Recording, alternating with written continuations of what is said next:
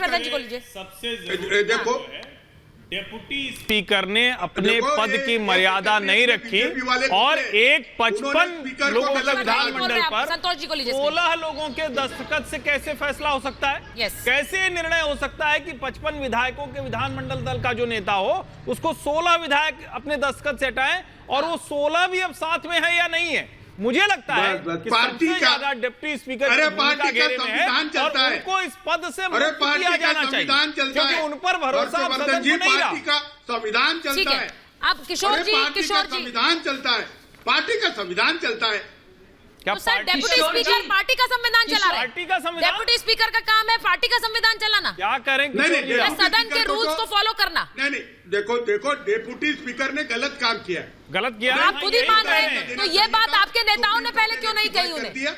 आपने उन्हें क्यों नहीं कहा कि आप गलत कर रहे हैं, आप समय नहीं दे रहे हैं, आप प्रोसीजर फॉलो नहीं कर रहे हैं? आज आप यहाँ बैठकर मान रहे हैं बात। कहना चाहिए शिवसेना की तरफ से जाना चाहिए कि ये डिप्टी स्पीकर रूल फॉलो नहीं कर रहा है, लेकिन यहाँ तो शिवसेना ने ही गलत काम कराया डिप्टी स्पीकर से। अरे मेरे को मालूम पद की मर्यादा। एक मिनट में संतोष जी के पास जा रही हूँ, मेरी सलाह लेके तो बताऊंगा मैं। ठीक है, मैं संतोष जी के पास जा रही हूँ। एक मिनट किशोर जी देखिए, आप बहुत वरिष्ठ हैं सर, मैं हमेशा आपसे बड़ा हाथ जोड़कर विनम्र अनुरोध करती हूँ कि जब दूसरे बोले तो उन्हें भी बोलने दे सर, क्योंकि मैं आपको काटना नहीं चाहती हूँ, सिर्फ इसलिए अनुरोध करती हूँ और इसीलिए मैं संतोष जी के पास जा रही हूँ। संतोष जी और अश्विनी जी को लीजिए जरा स्क्रीन पर। संतोष जी, किशोर तिवारी जी खुद कह रहे हैं कि डिप्टी स्पीकर ने गलत काम किया, उन्होंने प्रोसीजर फॉलो नहीं किया है, तो ये बात तो पहले महाविकास अघाड़ी के बड़े नेता बता सकते थे कि गलत है, प्रोसीजर फॉलो कर लीजिए।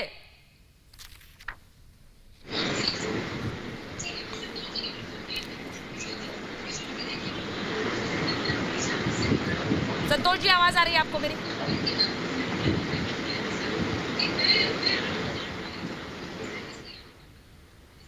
बोल रहे हैं संतोष जी? ठीक है, मैं वापस आऊंगी। अश्विनी जी जरा हमें प्रोसीजर बताइए सर, क्योंकि ये बात बार बार कही जा रही है। अब कोर्ट ने कह दिया है कि 12 तारीख तक विधायक अपने जो जवाब है वो दाखिल कर सकते हैं, लेकिन इसके बीच में फ्लोर टेस्ट पर किसी तरह का कोई रोक नहीं है। कल अगर फ्लोर टेस्ट की मांग कर दी जाए और राज्यपाल उसे हामी भर दे तो फ्लोर टेस्ट हो सकता है?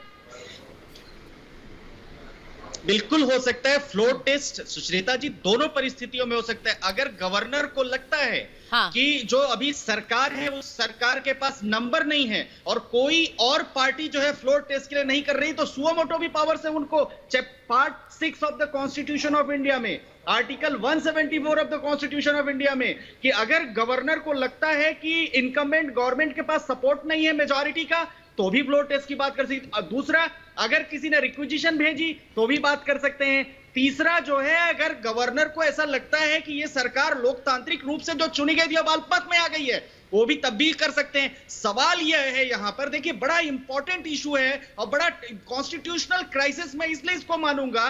5 जजेस बेंच के सुप्रीम कोर्ट ने अरुणाचल प्रदेश के केस में साफ तौर पर कहा कि अगर स्पीकर के खिलाफ उनके रिमूवल के लिए पिटीशन पेंडिंग है तो वो डिस्क्वालिफिकेशन डिसाइड नहीं कर सकते। यहां तो 37 के 37 एमएलएज ने कहा कि इस स्पीकर को रिमूव करिए। सुप्रीम कोर्ट ने अरुणाचल प्रदेश के केस में लॉ सेटल किया है। दूसरी बात, सबसे बड़ी बात यह है कि जो डिस्क्वालिफिकेशन का नोटिस है वो इतने हेस्ट में किया कि रिप्लाई देने का भी टाइम नहीं था, उसको सुप्रीम कोर्ट ने एक्सटेंड कर दिया, यानी 11 जुलाई की शाम तक किसी भी परिस्थिति में डिस्क्वालिफिकेशन की पिटीशन डिसाइड नहीं हो सकती। तीसरी बात, फ्लोर टेस्ट की बात इन्होंने किया, शिवसेना के जो led by Uddhav Thackeray group है उन्होंने सुप्रीम कोर्ट कहा तब तक फ्लोर टेस्ट पर लोग लगाइए, तो सुप्रीम कोर्ट ने कहा किन परिस्थितियों में, क्योंकि मेजॉरिटी तो अल्टीमेटली फ्लोर में साबित होगी। ठीक है, अब अश्विनी जी मैं एक और बड़ी खबर बता रही हूं, उसके बाद मैं आती हूं आपके पास, क्योंकि बड़ी खबर यह है कि बीजेपी